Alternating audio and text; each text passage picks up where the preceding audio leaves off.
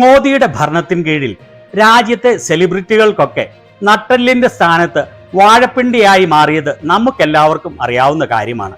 ചുരുക്കം ചിലർ ഒഴിച്ചാൽ ബാക്കി എല്ലാവരും മോദിയുടെ ഇഡിയെ പേടിച്ച് മോദി സ്തുതികൾ മാത്രം പാടുകയും രാജ്യത്തെ കാർന്നു നിന്നുന്ന വിഷയങ്ങളിൽ ഒന്നും പ്രതികരിക്കാതിരിക്കുകയും ചെയ്യുന്നവർ മാത്രമായി മാറിയിരിക്കുകയാണ്. അങ്ങനെയുള്ള ഈ സമയത്തും ബോളിവുഡിലെ ഒരു പ്രമുഖ നടി പറയാതെ പറഞ്ഞ വാക്കുകൾ രാജ്യം ഏത് അവസ്ഥയിലാണ് എത്തി നിൽക്കുന്നത് എന്ന് വ്യക്തമായി കാണിക്കുന്നതാണ്. മോദിയുടെ ഭരണം എന്ന് പറയുന്നത് എങ്ങനെയാണ് എന്ന് അവർ പറയാതെ പറഞ്ഞിരിക്കുകയാണ്. ഈ കാര്യം എന്താണെന്ന് നമുക്ക് വ്യക്തമായി മനസ്സിലാക്കാം. ഇതുവരെ ചാനൽ സബ്സ്ക്രൈബ് ചെയ്യാത്തവർ സബ്സ്ക്രൈബ് ചെയ്യാൻ മറക്കരുതേ. ഹിന്ദി, തമിഴ്, തെലുങ്ക് എന്നീ ഭാഷകളിലെ ചിത്രങ്ങളിൽ അഭിനയിക്കുന്ന രാജ്യത്തെ ഒരു പ്രമുഖ നടിയാണ് താപ്സി പന്നു.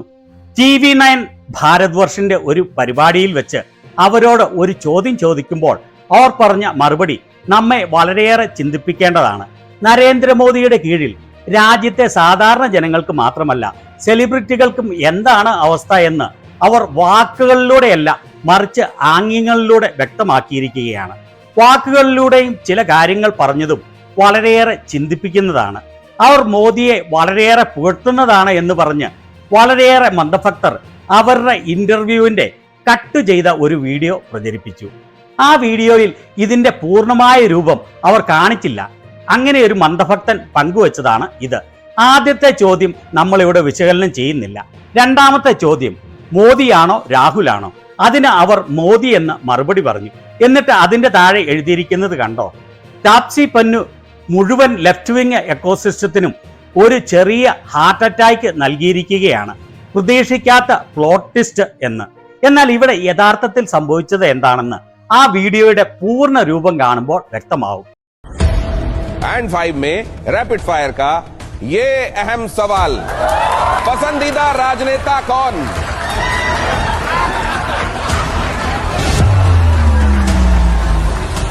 मुझे अभी भी इस देश में रहना है.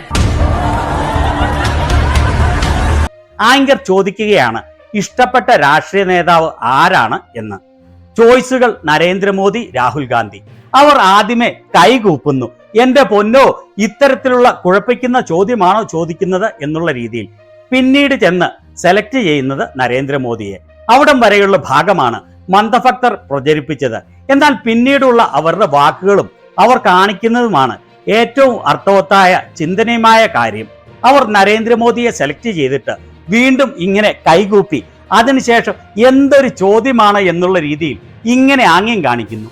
എന്നിട്ട് പറയുന്നത് എനിക്കിനിയും ഈ രാജ്യത്ത് ജീവിക്കേണ്ടതാണ് എന്ന്.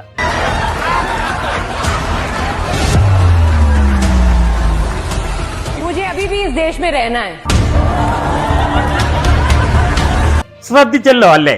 എനിക്ക് ഈ രാജ്യത്ത് ജീവിച്ചു പോകേണ്ടതാണ്.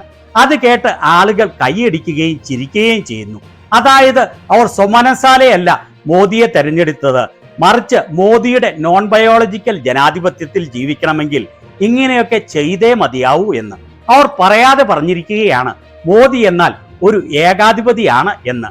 അതിനാലാണല്ലോ എനിക്ക് ഈ രാജ്യത്ത് ജീവിച്ചു പോകേണ്ടതുകൊണ്ടാണ് ഞാൻ മോദിയെ തെരഞ്ഞെടുക്കാൻ നിർബന്ധിതയായത് എന്ന് പറഞ്ഞത്. സ്വയം തെരഞ്ഞെടുത്തതല്ല, മോദിയെ സെലക്ട് ചെയ്യാൻ നിർബന്ധിതയാവുകയാണ് എന്ന് പരസ്യമായി അവർ പറഞ്ഞിരിക്കുന്നു.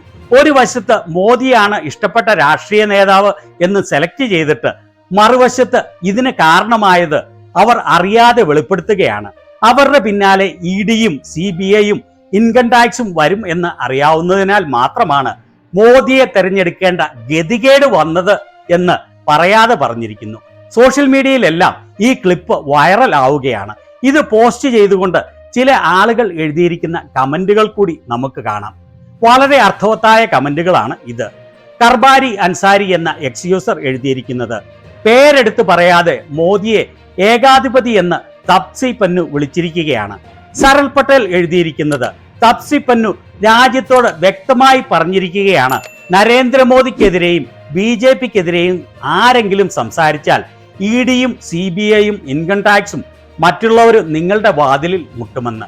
ചന്ദൻ സിംഗ് എന്ന് പേരുള്ള യൂസർ എഴുതിയിരിക്കുന്നത് താപ്സി പന്നുവിനോട് ഇഷ്ടപ്പെട്ട നേതാവ് ആരാണെന്ന് രാഹുൽ ഗാന്ധിയുടെയും മോദിയുടെയും ഫോട്ടോ കാണിച്ചുകൊണ്ട് ചോദിക്കുമ്പോൾ ചിരിച്ചുകൊണ്ട് മോദിയുടെ ഫോട്ടോയുടെ മേൽ തൊടുന്നു.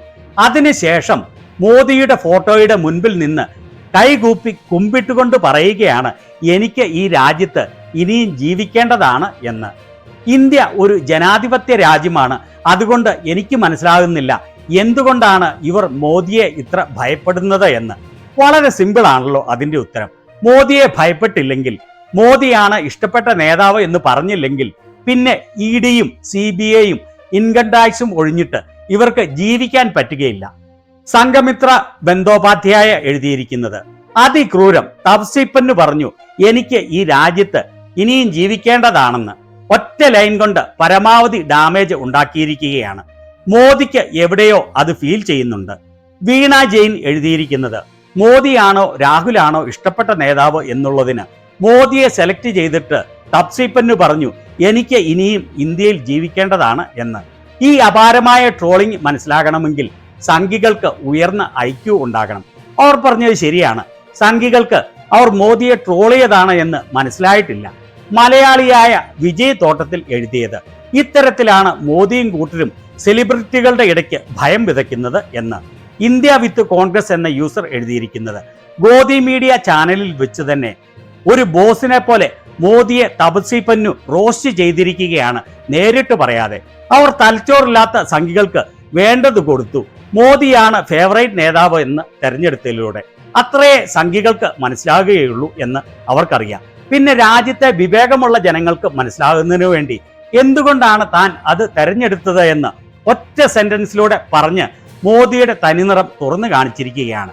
രാജ്യത്തെ സെലിബ്രിറ്റികൾ ബഹുഭൂരിപക്ഷവും ഇവരുടെ നട്ടെല്ലിന്റെ തന്റെ ഇടത്തിന്റെ 10 കാണിക്കാൻ തയ്യാറായാൽ രാജ്യത്തിന് ഈ അവസ്ഥ ഒരിക്കലും ഉണ്ടാവുമായിരുന്നില്ല.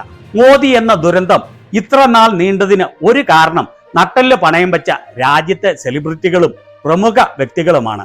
അതേ പണി തന്നെയാണ് രാജ്യത്തെ മീഡിയകളും ചെയ്യുന്നത്. അവർക്ക് സർക്കാരിന്റെ പരസ്യം കിട്ടണമെങ്കിൽ മോദി സ്തുതികൾ മാത്രം പാടിയാലേ നടക്കുകയുള്ളൂ. മുൻ സർക്കാരുകളുടെ ഒന്നും കാലത്ത് ഇത്തരത്തിലായിരുന്നില്ല കാര്യങ്ങൾ. അന്ന് മീഡിയകൾ ധൈര്യമായി ചോദ്യങ്ങൾ ചോദിച്ചിരുന്നു. കാരണം അന്നെല്ലാം ഭരിച്ചിരുന്നത് ജനാധിപത്യ സർക്കാരുകൾ ആയിരുന്നു. മീഡിയകൾ ചോദ്യം ചോദിക്കുന്നത് അവർ ജനാധിപത്യത്തിന്റെ അവിഭാജ്യ ഘടകമായാണ് കണ്ടിരുന്നത്. എന്നാൽ മോദി എന്ന യാതൊരു വിവേകവുമില്ലാത്ത ഏകാധിപതി മീഡിയകളെ ഭയപ്പെടുത്തി, രാജ്യത്തെ ബിസിനസ്സുകളെ ഭയപ്പെടുത്തി, രാജ്യത്തെ സ്വതന്ത്രമായിരിക്കേണ്ട സ്ഥാപനങ്ങളെയെല്ലാം ദുരുപയോഗം ചെയ്ത് ജനാധിപത്യത്തെ പരിപൂർണമായി കശാപ്പ് ചെയ്യുകയാണ്. അതിൽ ഏറ്റവും അവസാനത്തേതാണ് ഇലക്ഷൻ കമ്മീഷനെ പോലും പരിപൂർണമായി നശിപ്പിച്ചിരിക്കുന്നു എന്നുള്ളത്. ചെറിയ തോതിലുള്ള അധികാര ദുർവിനിയോഗങ്ങൾ മുൻ സർക്കാരുകൾ ഒക്കെ ചിലപ്പോഴൊക്കെ നടത്തിയിട്ടുണ്ടെങ്കിലും രാജ്യത്തെ അന്വേഷണ ഏജൻസികളും തെരഞ്ഞെടുപ്പ് കമ്മീഷനും എപ്പോഴും തന്നെ പരിപൂർണ സ്വതന്ത്രമായി ആയിരുന്നു നിന്നിരുന്നത്.